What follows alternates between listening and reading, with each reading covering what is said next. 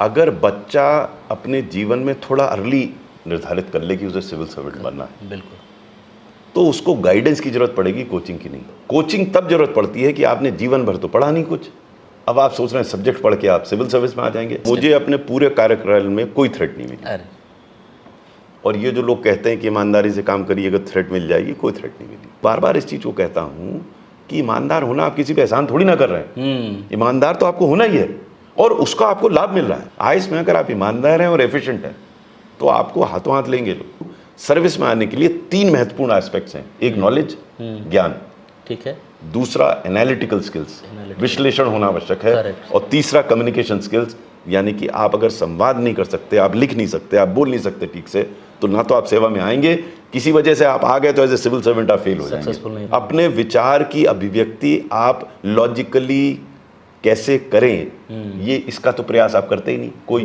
किताब पढ़ता रहता है। किसी भी विषय को विश्लेषण करने की ये आपको अभ्यास करना पड़ेगा, तभी आप विश्लेषण कर पाएंगे। रट के नहीं ले सकते।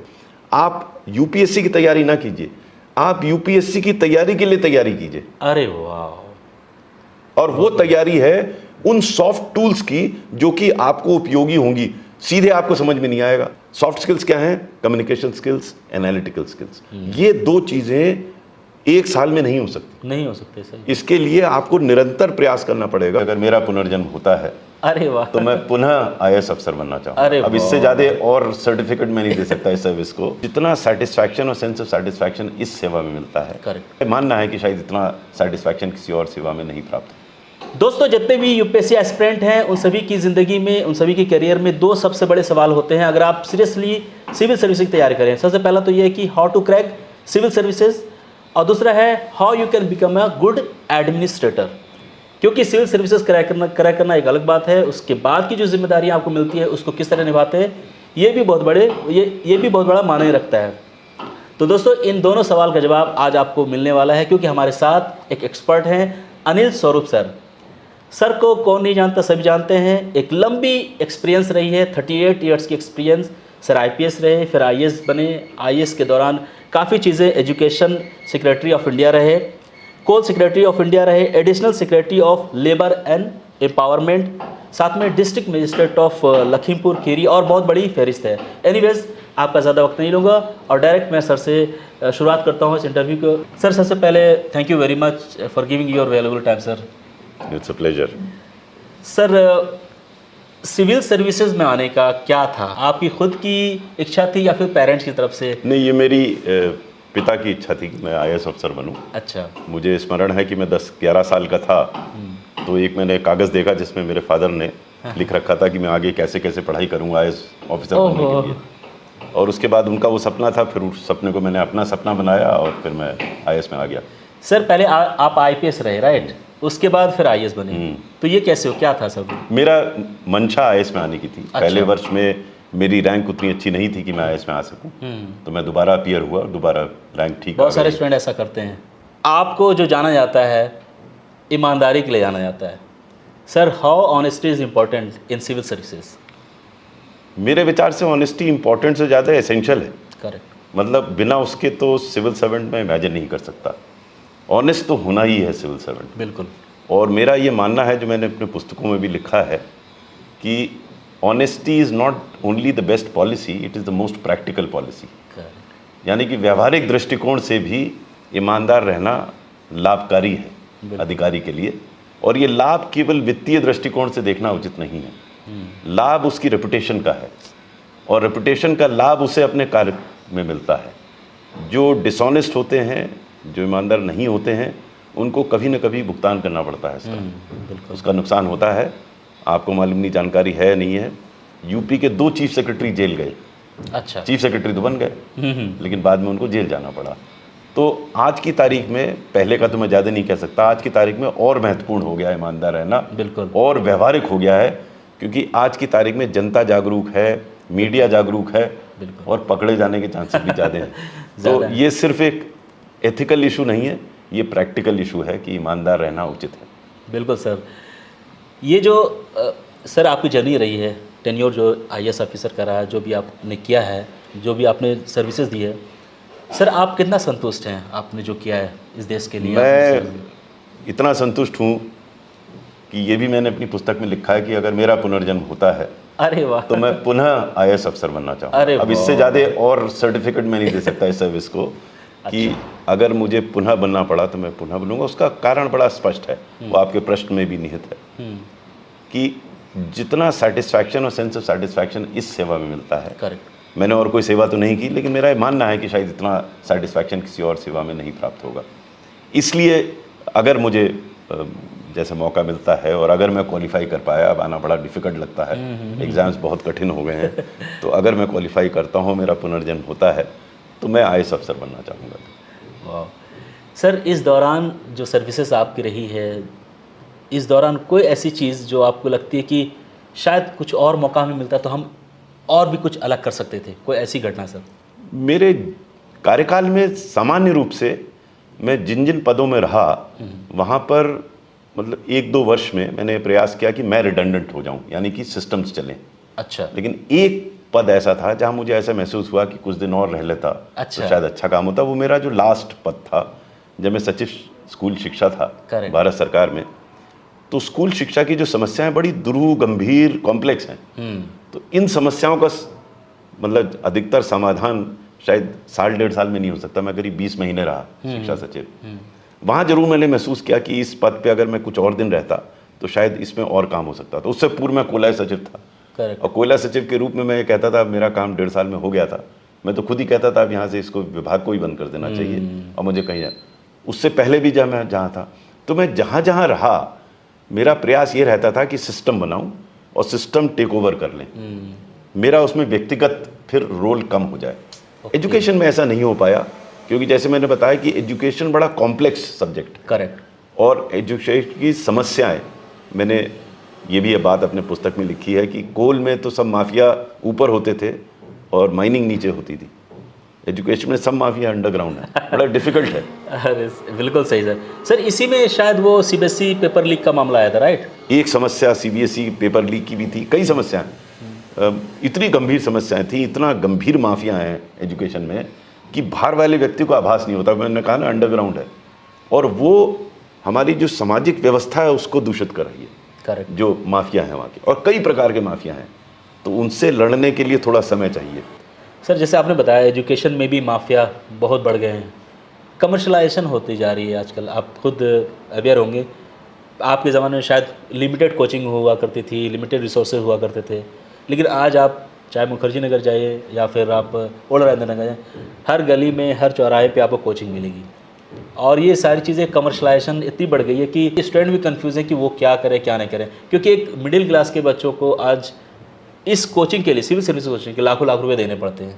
ये एक बहुत बड़ी क्राइसिस है, प्रॉब्लम है हमारे साथ। इसको कैसे देखते हैं सर? देखिए, अगर बच्चा अपने जीवन में थोड़ा अर्ली निर्धारित कर ले कि उसे सिविल सर्वेंट बनना है, बिल्कुल, तो उसको गाइडेंस की जरूरत पड़ेगी, कोचिंग की नहीं। गाइडेंस क्या है? गाइडेंस और कोचिंग में अंतर यह है कि कोचिंग में पढ़ाते हैं, गाइडेंस में आपको पढ़ना खुद है। वो आदमी आपको गाइड करेगा, कौन सी पुस्तक लीजिए, कैसे तैयारी कीजिए, पढ़ाएगा नहीं, वो पढ़ाएगा। तो मेरे विचार से फोकस होना चाहिए गाइडेंस पे। बिल्कुल, कोचिंग तब जरूरत पड़ती है कि आपने जीवन भर तो पढ़ा नहीं कुछ, अब आप सोच रहे हैं सब्जेक्ट पढ़ के आप सिविल सर्विस में आ जाएंगे। Correct. आप अगर देखिए इन कोचिंग इंस्टीट्यूट को ज़्यादातर है, और इनका प्रतिशत निकालें कि कितने लोग क्वालिफाई करते हैं, तो आपको लगेगा जितने नहीं लेते उतने वही प्रतिशत यहाँ पर है। बिल्कुल, बहुत तो valid ऐसा कोई बहुत फर्क नहीं दिखता मुझे, और व्यक्तिगत रूप से मैं कोचिंग के फेवर में नहीं हुआ। गाइडेंस देखिए बिल्कुल डिफरेंस है। मेंटरिंग बहुत जरूरी है। Mentoring. आप उस व्यक्ति को बताएं, क्योंकि आज की तारीख में इतनी ज़्यादा सूचना उपलब्ध है, इतनी ज़्यादा पुस्तकें उपलब्ध हैं, बिल्कुल, कि जो व्यक्ति सिविल सर्विस के लिए तैयारी कर रहा है उसको ये बताना जरूरी है कि आप इन पुस्तकों को पढ़ो, आपको रिसर्चर नहीं बनना है। तो वो गाइडेंस महत्वपूर्ण है। कोचिंग या पढ़ाने की जरूरत तब पड़ती है कि वो सब्जेक्ट मैंने पढ़ा ही नहीं कभी। जैसे आज की तारीख में सिविल सर्विस एग्जाम के लिए एक ऑप्शनल है, हमारे टाइम पे 2 होते थे, उसके अलावा जनरल स्टडीज है। अब जनरल स्टडीज में पढ़ाएगा कैसे? वो आपको पढ़ना है, वो गाइड ही कर सकता है कि भाई ये पढ़ो, ये ना पढ़ो, और जो चीज ना समझ में आए वो पढ़ो।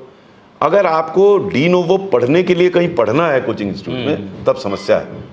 और इस पर रिसर्च होनी चाहिए कि कितने लोग क्वालिफाई करते हैं जो पहली बार जाके पढ़ते हैं। ये बहुत ही लॉजिकल पॉइंट सर की है, और ये आप सभी के लिए जितने भी एस्पिरेंट्स को देख रहे हैं। सर आप कोल में भी थे और उसमें शायद जो प्रिविलेज बिजनेसमैन थे उनको उनकी सब्सिडी वगैरह आपने बंद करवा दी थी। तो और जो सर्विसेज आपने दी इस दौरान बहुत सारी चीज़ें ऐसी भी होती थी कि आपकी ईमानदारी कारण आप दूसरे की नज़र में एक दुश्मन बन गए। आपके ऊपर कुछ चीज़ें ऐसी भी होती होंगी कि आपको लगता होगा एज ए थ्रेट हम पे है। कुछ ऐसी चीज़ें सर बताइए जो कि आपकी ज़िंदगी में आपके इस टेन्योर में आपको लगा कि हाँ मेरी इस ईमानदारी का फल हमें इस खतरे से मिल सकता है या फिर हमें कोई थ्रेट है, क्योंकि कुछ चीज़ें आपने रोकी हैं, कुछ चीज़ों को अच्छा करने के लिए आपने कदम उठाए हैं। मुझे अपने पूरे कार्यकाल में कोई थ्रेट नहीं मिली। अरे और ये जो लोग कहते हैं कि ईमानदारी से काम करिए अगर थ्रेट मिल जाएगी, कोई थ्रेट नहीं मिली। अच्छा, कोल सेक्रेटरी रहा, किसी ने कोई थ्रेट नहीं किया। कोई मुझसे, जैसे उससे पहले जब मैं यूपी में था तो कभी एक आध बार जैसे कोई नेता नाराज़ हो गया उसने ट्रांसफ़र कर दिया, तो ट्रांसफ़र तो ठीक है बट किसी ने मुझे फिजिकली हार्म करने की कभी कोई बात नहीं की, किसी ने मुझे फाइनेंशियली हार्म करने की कोई बट बात ये नहीं जनरली की। होता है सर ऐसा? मैं उनको जानना चाहूँगा उन लोगों के बारे में, उन लोगों को ये सोचना पड़ेगा ऐसा क्यों होता है। क्यों होता है? ऐसा इसलिए होता है कि अगर आपकी रेपुटेशन ये है कि आप सही काम तुरंत करेंगे और गलत काम बिल्कुल नहीं करेंगे। सामान्य रूप से क्या होता है, कुछ ईमानदार अधिकारी क्या करते हैं, वो कोई काम नहीं करते। ठीक है, वो समझते हैं मुझे छोड़कर और बाकी सब बेईमान है, वो गड़बड़ है। अरे ये आपको जो तनख्वाह देती है सरकार वो काम करने के लिए देती है। ईमानदार तो आपको होना ही है। देखिए उस पर तो नॉन नेगोशिएबल है। और ये कहना कि ईमानदार होने की वजह से उसको नुकसान हो रहा है, ये गलत है, ये धारणा गलत है। मैं ऐसे कई ईमानदार अधिकारियों को जानता हूँ जिन्होंने अपना जीवन बड़ा अच्छा निकाला और मैं अपने जीवन को अच्छा समझता हूँ जो मैंने कार्यकाल में किया। और मुझे इस बात का कोई दुख नहीं है कि मैं ईमानदार था, मुझे इस बात का I am proud of it. और मुझे अपने करियर में कोई विशेष कठिनाई भी नहीं आई। मेरा ये मानना है कि आप बेईमान होंगे तो भी उतनी कठिनाई आएंगी जितने ईमानदार होंगे। ये कहना गलत है कि आप ईमानदार होने की वजह से आपको सिर्फ कठिनाइयाँ आ रही हैं। सर मैंने ये फिल्मों में देखा है, इसीलिए बता रहा हूँ, मेरी अपनी लाइफ एक्सपीरियंस नहीं। फिल्म बिल्कुल अलग होती है। अच्छा भाई देखिए, मैं तो अपना व्यक्तिगत और का तो मैं बता ही नहीं सकता, अपना बता रहा हूँ। मैं I lived like a king, जो मैं ठीक समझता था करता बिल्कुल बिल्कुल, और बड़ा प्रसन्नता से मेरा। हाँ ये बात जरूर थी कि अगर कोई भी आदमी मेरे पास सही काम लेकर आता था तो मेरा प्रयास होता था कि उसको मैं सहायता करूं। बिल्कुल। तो एक रेपुटेशन फिर ये बन जाती है, काम तो करता है, गलत नहीं करेगा। मेरे कार्यकाल के अंतिम 20 वर्ष में मुझे किसी व्यक्ति ने कोई गलत काम कहा ही नहीं, क्योंकि सबको पता था गलत काम नहीं करेगा तो कोई नहीं कहता था। तो ये अपने ऊपर बहुत निर्भर करता है। अगर आप एक व्यक्ति के लिए गलत काम करेंगे, दूसरे के लिए ईमानदार हो जाएंगे तो समस्या आएगी, या आप किसी का सही काम भी नहीं करेंगे तो भी समस्या आएगी। तो लोग कहेंगे काम ही नहीं करता, ईमानदारी जेब में लेके घूमता रहता है। तो मैं तो बार बार इस चीज़ को कहता हूँ कि ईमानदार होना, आप किसी पे एहसान थोड़ी ना कर रहे हैं, ईमानदार तो आपको होना ही है और उसका आपको लाभ मिल रहा है। एसेट है आपके लिए सर, बहुत बड़ा लाभ मिल रहा है। भाई देखिए, जब मैं कहता हूँ कि अंतिम 20 वर्ष में किसी ने मुझसे कोई गलत काम नहीं कहा तो इससे बड़ी क्या चीज़ हो सकती है। मैं शांति से रहा, सबको पता था भाई इसको यहाँ से अंदर प्राउड फील होता है सर। प्राउड के अलावा कोई आपको अनावश्यक रूप से परेशान नहीं करता, सबको पता लग जाता है। और आईएएस के लिए मैं कह सकता हूँ, बाकी सर्विस का तो मैं नहीं कह सकता। आईएएस में अगर आप ईमानदार हैं और एफिशिएंट हैं तो आपको हाथों हाथ लेंगे लोग। बिल्कुल सर, कोल स्कैम बहुत बड़ा स्कैम रहा है, ये क्या था और इसमें आपकी क्या भूमिका रही? देखिए, पहली चीज़ तो इस जो गड़बड़ियाँ इसमें कई हुई, कई रॉन्ग्स हुए, इसको स्कैम कहना उचित नहीं है कि सब चीज़ गलत नहीं थी। कई लोगों को जो प्रक्रिया निर्धारित थी उसके अनुरूप कोल ब्लॉक का आवंटन नहीं हुआ, ये सही है। लेकिन ये कहना कि सबको गलत हुआ ये उचित नहीं था, क्योंकि सुप्रीम कोर्ट ने 1993 के बाद से सब कोल ब्लॉक कर दिए, हटा दिए। तो प्रक्रिया उसमें फॉलो की गई थी। जो संख्या बताई गई, यानी कि जो फाइनेंशियल वैल्यूएशन किया गया, जो उस समय के सीएजी थे, वो उन्होंने गलत किया। उन्होंने गलत इस वजह से किया कि जो उनका कैलकुलेशन था वो उन्होंने अक्रॉस द बोर्ड जनरल करके कि इतना खर्चा आता है किसी महीने में, इतना उसको वैल्यू मिल रही है। दोनों ही गलत थे, दोनों का कैलकुलेशन गलत था। मैंने अपनी पुस्तक not just a civil servant में इसका विस्तृत विवरण दिया है कि कैसे वो कैलकुलेशन गलत था। मैं फिर इस चीज़ को कह रहा हूँ कि कई कोल ब्लॉक आवंटन गलत हुए, ये मैं नहीं कह रहा कि सब सही हुए, लेकिन जो उसमें फाइनेंशियल नंबर दिया गया लॉस का, वो गलत कैलकुलेट है। अच्छा, तो गड़बड़ी हुई है, लेकिन जैसा गड़बड़ी बताई गई वो गड़बड़ी बताई गई वैसा नहीं था। सर आपने इस दौरान बहुत सारे अच्छे काम किए, कुछ एक दो ऐसे काम जो आपको लगता है कि आप बहुत सेटिस्फाइड रहे, आप खुश हुए कि हाँ मैंने अपनी ज़िंदगी में एक बहुत अच्छा काम किया है, इस देश को अच्छी सर्विसेज दी है इस काम को करके सर? देखिए, कई ऐसे मौके आए जब मुझे मिला ऐसा अपॉर्चुनिटी मिली कि मैं कुछ कर सकूं, और सब बड़े सेटिस्फाइंग थे। लेकिन एक जो योजना राष्ट्रीय स्वास्थ्य बीमा योजना करके वो तो विदेशों में भी चर्चा में रही सर। वो मेरे विचार से सबसे सेटिस्फाइंग था। उसका कारण ये था कि उसको मैंने विजुलाइज किया, कंसेप्चुलाइज किया, अच्छा, फिर आर्टिकुलेट किया, बनाई, फिर इम्प्लीमेंट किया, फिर इवैल्यूएट किया। और अच्छी बात यह है कि ना केवल वो यूपीए सरकार में चली, आज की तारीख में भी आयुष्मान भारत के नाम से योजना चल रही है। तो वो अबव पॉलिटिक्स हो गई और उसमें परिवर्तन है। आयुष्मान भारत काफ़ी उससे परिष्कृत है, काफ़ी इम्प्रूव्ड RSBY से। लेकिन मैं समझता हूँ उसकी आधारशिला RSBY थी, राष्ट्रीय स्वास्थ्य बीमा योजना। मेरे विचार से वो सबसे सेटिस्फाइंग मेरा टेन्योर था इस बार। विदेशों में भी एक्नॉलेज किया गया था, कई जगह एक्नॉलेज किया गया। वर्ल्ड बैंक ने एक्नॉलेज किया, इंटरनेशनल लेबर ऑर्गेनाइजेशन ने एक्नॉलेज किया, अमेरिका में एक्नॉलेज हुई, मतलब कई लोगों ने उसको कहा कि ये बड़ी अच्छी योजना। Good sir. सर आपकी जो अब तक की एक्सपीरियंस रही है, जो सर्विसेज आपने दी है इस देश को, सिविल सर्विसेज की तैयारी करते हुए सिविल सर्विसेज क्रैक किया और सर्विस, अपनी ओवरऑल एक्सपीरियंस के हिसाब से सर स्टूडेंट में आप क्या देखते हैं आज की डेट में कि उनमें क्या कमियां हैं और उनमें क्या होनी चाहिए to be a good bureaucrats? देखिए, सबसे पहले तो मैं थोड़ा सा बताना चाहूँगा कि जब वो तैयारी कर रहा है जी, तब उसमें क्या क्या होना चाहिए तैयारी के लिए, और जब वो आ जाता है सेवा में तब उसमें क्या क्या, और इसमें कंटिन्यूम है। देखिए, सबसे पहली चीज़ जो है कि एक डिसिप्लिन और कमिटमेंट होना चाहिए, जो ना केवल तैयारी में उसको लाभकारी होगा, जब वो सेवा में आ जाएगा उसमें लाभकारी होगा। बिल्कुल। आज की तारीख में मैं जो स्टूडेंट्स को देखता हूँ, इतनी इन्फॉर्मेशन अवेलेबल है, बड़े एंथुजियास्टिक हैं, बट कभी कभी वो डिसिप्लिन और कमिटमेंट की मुझे कमी दिखती है। यानी कि आपको सैक्रिफाइसेस करनी पड़ेंगी। मैं अक्सर जब बच्चों से बात करता हूँ जो तैयारी कर रहे हैं, उनसे कहता हूँ ये अपना मोबाइल फ़ोन जो है आप 22 घंटे के लिए अपने से दूर कर दीजिए, 2 घंटे एक उपयोग कीजिए। अब ये सबसे बड़ा डिस्ट्रैक्शन है। बिल्कुल। मैंने कहा अगर आप डिसिप्लिन नहीं होंगे तो आप तैयारी नहीं कर पाएंगे, और डिसिप्लिन नहीं होंगे आप सिविल सेवक के रूप में भी सक्सीड नहीं करेंगे।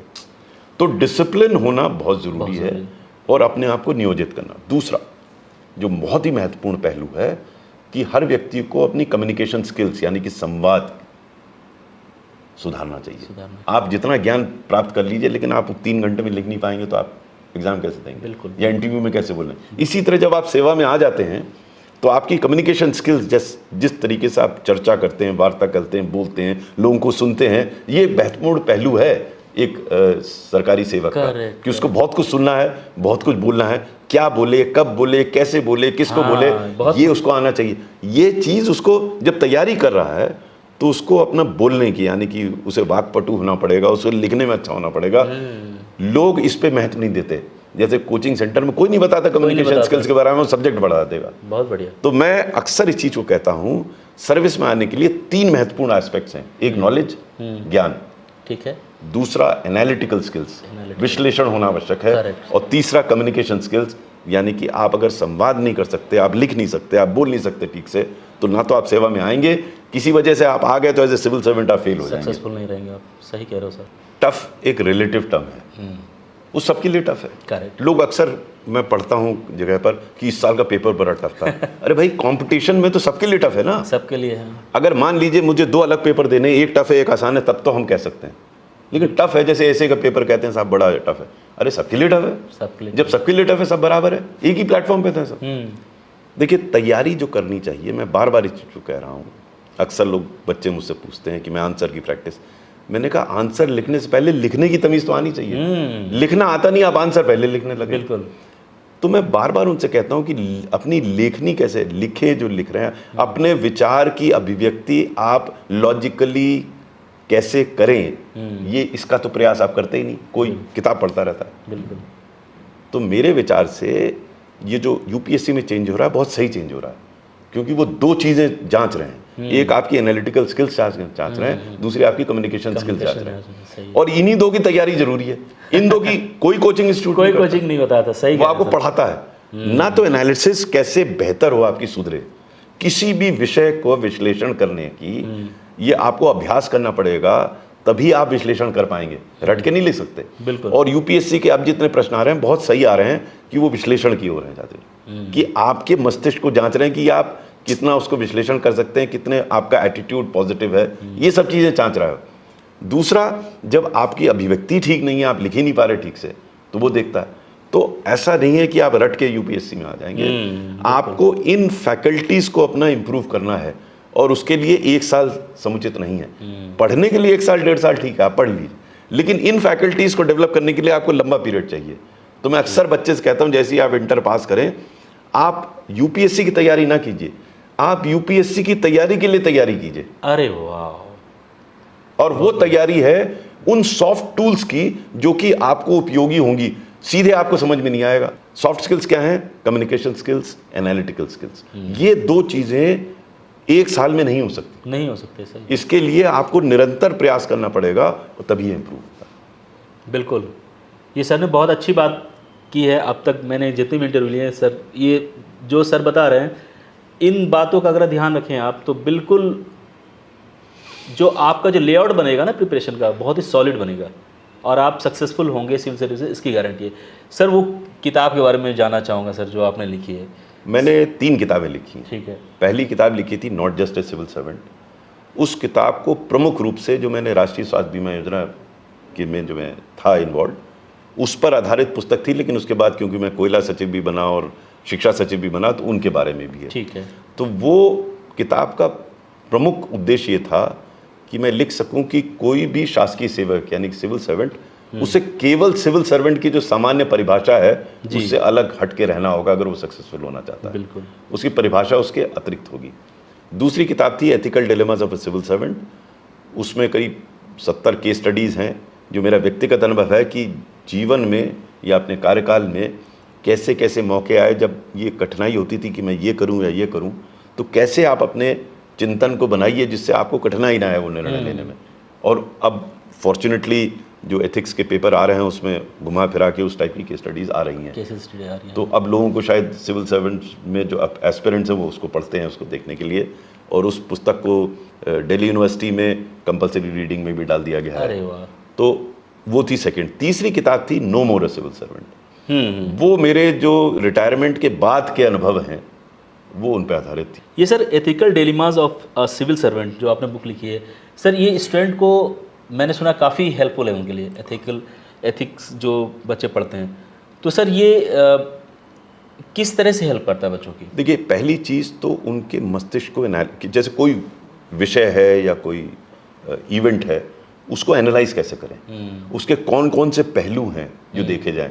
एक तो उससे, एक तो जनरल सॉफ्ट स्किल्स उसकी बढ़ाएगा। दूसरा, जो केस स्टडीज़ आती हैं एथिक्स में, अगर वो इन पुस्तक में मेरी लिखी हुई केस स्टडीज़ को पढ़ लें और समझ लें, अच्छा, तो कोई भी केस स्टडी कर सकते। अरे वाह। कोई भी केस स्टडी, मतलब अगर इसको समझ लें, इनमें मतलब किसी तरह से भी केसेस कोई केस स्टडी, क्योंकि क्या है ना, इसमें हर प्रकार का डिलेमा है सामने। अच्छा, हर एस्पेक्ट है। तो उसको देखिए, लोग केस स्टडी करने लगते हैं, नहीं, आपको विश्लेषण करना चाहिए कि कोई भी इशू आता है या कोई भी केस आता है तो उसमें कौन कौन से पहलू को करेक्ट, और फिर कौन सा सही रास्ता है डील कैसे। तो ये सर की लिखी हुई है ना ethical dilemma of civil servant, ये सर जैसा बता रहे हैं, क्योंकि आप सभी को जो केस स्टडी में प्रॉब्लम होती है कि कैसे लिखें, क्या करें, आपके जो है उस पर अप्रोच डायमेंशन कहते हैं, तो सर की इस बुक को पढ़ के आप वो सारे एरिया को कवर कर सकते हैं। ये अमेज़ॉन पे अवेलेबल है, इस वीडियो की डिस्क्रिप्शन में अमेज़ॉन की आपको लिंक मिल जाएगी। और ये बुक यूनिक पब्लिकेशन की है, ethical dilemma of a civil servant. ये आपको अमेज़ॉन पे मिल जाएगी, इस वीडियो की डिस्क्रिप्शन में उसकी लिंक आपको दे दूंगा। और सर की नेक्स्ट बुक आ रही है इनकाउंटर्स विद पॉलिटिशियन।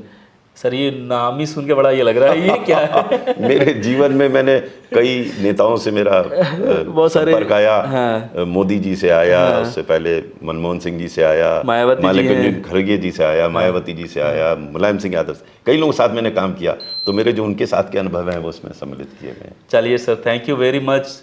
फिर से मैं कहना चाहूँगा शुक्रिया सर कि आपने अपना कीमती वक्त हमें दिया। थैंक यू, और thank you very much. Thank you.